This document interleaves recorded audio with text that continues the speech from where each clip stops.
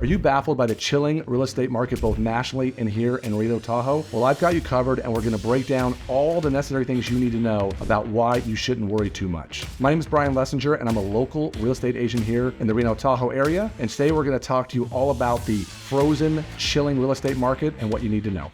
Okay, so what do I mean about the chilling, frozen real estate market? The overall volume and number of transactions has dramatically slowed down, especially where I live in Reno-Tahoe, but the stats we're going to talk about right now are nationally. Part of why the real estate market has slowed down is this. There's roughly 53.5 million mortgages nationally in the United States. And for those people that have a mortgage on a primary residence, about 38% of the people own their home free and clear, but another almost 39 million people have mortgage interest rates locked in at under 4%, and another just over 12 million have interest rates between 4 and 6%. So at the time of shooting this videos right now, and honestly for most of the last year, it was hard to get an interest rate below 6.5. They were kind of in the high sixes, even low sevens. For people that have a 6+% interest rate right now, it's about 2.5 million people. So what's happening for people is, and why they're feeling stuck and frozen is what I'm calling it, where they are is this. Let's say, for example, you lived in a $600,000 house and you were at a 3% interest rate and you wanted to sell and move up and buy a bigger house. Two things are going to affect you. One, your price, let's say, is going to go from $600,000 to $850,000. But your interest rate also might go from 3% to more than double at 6.5%. And the difference in the payment is going to be so huge that people are just like, you know what, I'm going to stay where I am. And the same thing is working in reverse. So I know people whose kids are now grown, out of the house, living in a 3,000 square foot, $800,000 house. And they would love to sell it and move down, but they're locked in again at 4%, 3.5% interest rate. And why would they take that house, move to a house maybe $300,000 or $400,000 cheaper at an interest rate that's now double, and their payment would be the same when they can just stay where they are? So you're seeing a lot of people frozen and stuck where they are, and part of that is they just can't move. They would love to move, but they just can't move.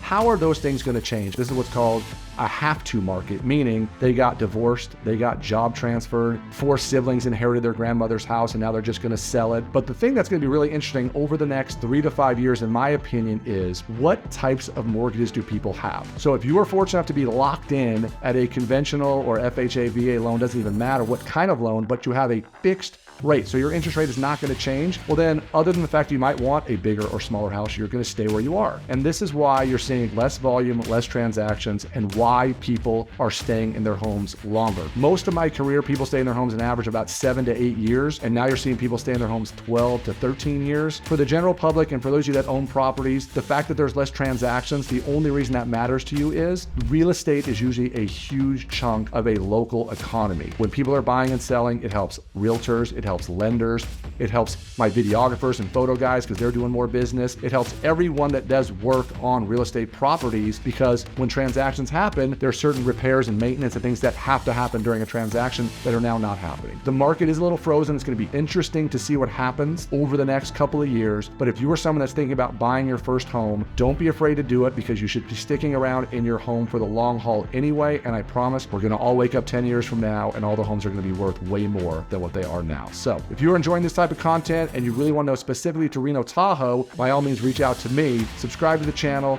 hit the bell so you'll be notified when more videos come out. We appreciate you watching all our videos, and check out our channel. We have a lot of other cool information out there that you might be interested in.